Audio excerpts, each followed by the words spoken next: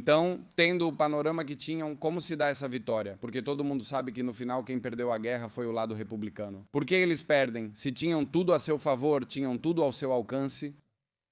Pois porque não souberam aproveitar os recursos que tinham. Simplesmente, uns tiraram petróleo, por assim dizer, debaixo das pedras, e os outros, por outro lado, desperdiçaram a enorme vantagem que tinham.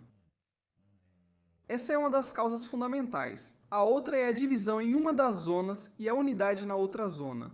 Na zona republicana, na zona da Frente Popular, era enormemente heterogênea.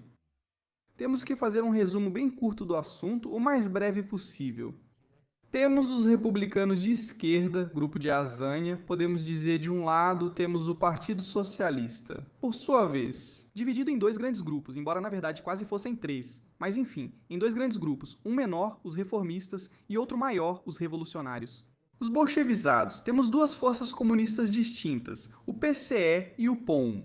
Uma força comunista, o PCE, obediente a Moscou, ortodoxo em relação ao seu marxismo pró-soviético, e uma força bolchevique, o POM, mas que era contrária a Moscou.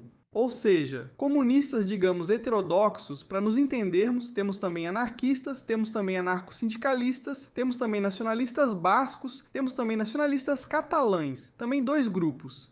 Veja só, os nacionalistas bascos, por exemplo, são muito religiosos, são extremamente conservadores e são racistas,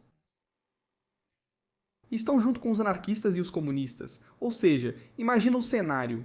O nacionalismo catalão divide-se em dois grupos principais, o conservador da Liga Regionalista e o da esquerda republicana. Bem, a Liga Regionalista fica do lado do Franco até certo ponto, e em grande parte o PNV também. O primeiro serviço de informação na Espanha Nacional chama-se CIFNI, sendo o serviço de informação do norte do país. É financiado por Francesc Cambó. Cambó é o chefe da Liga Regionalista Catalã-Catalanista. E no PNV há muitos, uma grande parte do PNV também fica ao lado de Franco em Álava e em Navarra. Porque não queriam uma revolução marxista. Claro. É isso que ocorreria hoje. Com possíveis independências, eles brigariam entre si por causa do Bildu e do PNV. Vamos ver o que eles têm a ver, mas enfim, isso é um assunto completamente diferente. Mas tem muito a ver mesmo, né?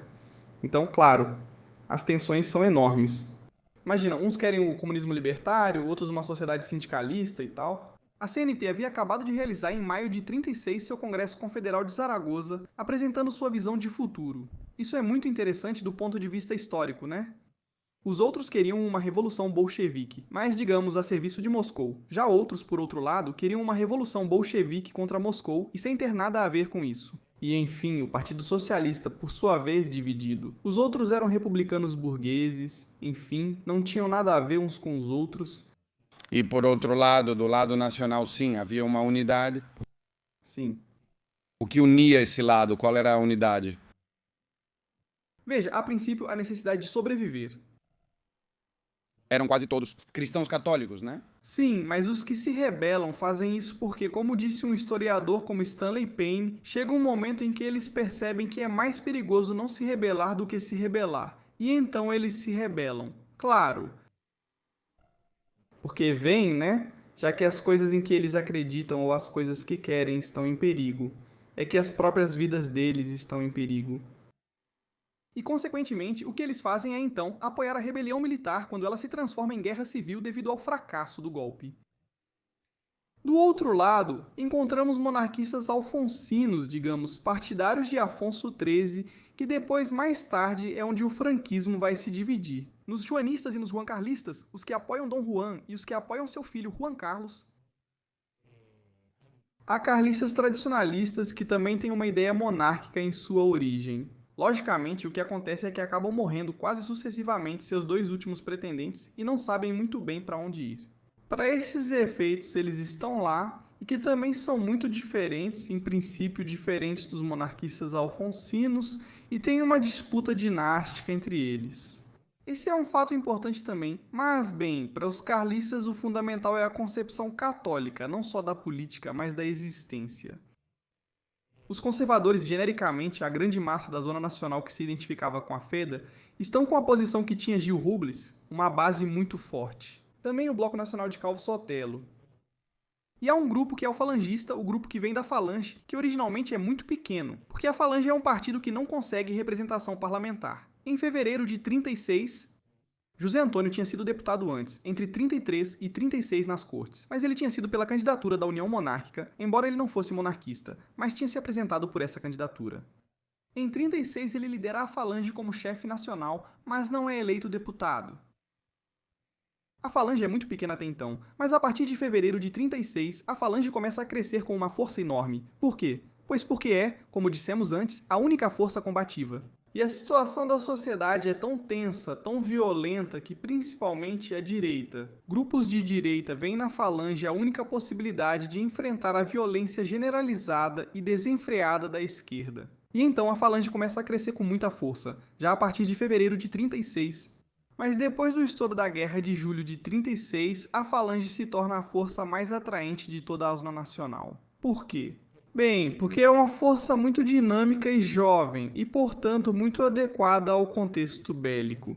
Porque é uma força muito combativa e também muito adequada ao contexto bélico. E por que é uma força? Então, ela é percebida como a força mais moderna de todas. É uma força que está relacionada com outros grupos que estão triunfando na Europa. De caráter, digamos hoje, de caráter fascista, para nos entendermos. A Falange afirma não ser fascista, assim como José Antônio também a define dessa forma. Mas enfim, que tem uma relação, digamos, com as forças que naquele momento estão em ascensão na Europa e que em muitos lugares estão triunfando. E é a força mais atraente de toda a Espanha nacional. De fato, o número de voluntários que se alistam nas unidades da Falange é o mais alto. De todos os da guerra dos dois lados, hein? De todos os da guerra. Os carlistas também têm um grande número de voluntários, mas é maior o número de voluntários que a Falange fornece, pelas razões expostas. Bem, todos esses grupos, que também têm diferenças entre eles na zona nacional, foram capazes, com confrontos ocasionais, mas muito marginais, foram capazes de se unir em torno da necessidade de ganhar a guerra, e uma vez que a guerra fosse vencida, aí sim veriam como deveria ser o Estado que sairia vitorioso da guerra. Mas era preciso ganhar a guerra, e isso era o mais importante. Do outro lado, por outro lado, não se tinha essa ideia, nem de longe. Na verdade, havia dois grandes grupos, por assim dizer. Um deles queria primeiro ganhar a guerra e depois se ocupar da política, uma vez alcançada a vitória. E os que, pelo contrário, queriam fazer a revolução primeiro e depois ganhar a guerra. Isso, o segundo que parece um absurdo. Você não vai se dedicar a fazer a revolução durante uma guerra. No plano teórico não é tão absurdo assim. Por quê? Pois porque se a revolução é superior ao mundo que está sendo destruído, vamos chamá-lo genericamente de capitalismo. Para nos entendermos, se o socialismo é superior ao capitalismo, então quanto antes chegarmos ao socialismo, tanto melhor, porque assim conseguiremos superioridade sobre o mundo capitalista. Bem, isso na teoria poderia ser, entre aspas, verossímil, mas na prática, claro, foi um desastre absoluto. E então, na zona da Frente Popular, na zona republicana, o que se instaurou foi um caos em todos os aspectos, que custou muito para as autoridades conseguirem controlar. Posteriormente, durante os primeiros meses da guerra. O que caracterizou, e na verdade durante a maior parte da guerra, em grande medida a zona republicana, foi a desordem, o caos. Enfim, tinha todo um aspecto verdadeiramente tumultuado, por assim dizer. Essas foram as principais razões da derrota. A derrota veio principalmente pelas divisões internas das esquerdas que nem se suportavam. Pelo que sei, houve até escaramuças entre os republicanos, não é? Como falamos, ocorreram duas guerras civis entre os republicanos, sendo a primeira em maio de 37, o que há são confrontos entre antifascistas, entre grupos chamados de antifascistas. Até janeiro de 37, ou seja, durante 6 meses, calcula-se que cerca de 400 militantes antifascistas morreram nas mãos uns dos outros. E eram anarquistas e comunistas, socialistas e anarquistas, anarquistas e socialistas. Entre eles também se matavam esquerdistas, membros da esquerda republicana, anarquistas e também comunistas. Luís Companys também matou muita gente na Catalunha. Presidiu a Catalunha, a Generalitat, e claro, teve um porém. Esse confronto até janeiro de 37, onde ainda não havia um confronto aberto entre os grupos da esquerda, ainda não era aberto. E estamos falando de cerca de 400 assassinatos a partir daí. Há duas guerras civis em maio de 37, uma em Barcelona, e em março de 39, outra em Madrid. Duas guerras civis na Guerra Civil. Guerra entre os grupos de esquerda, entre os autodenominados antifascistas, ou seja, as matanças entre eles foram permanentes, mas antes da Guerra Civil eles já faziam isso também. Na primavera de 36, os confrontos entre setores do PSOE, do próprio partido, eram extremamente frequentes e, em alguns casos, terminavam em morte. Indalécio Prieto, acho que me lembro quem é, se ele teve que sair correndo de um comício depois de um comício. Porque os socialistas radicais, os de Largo Caballero, queriam matá-lo.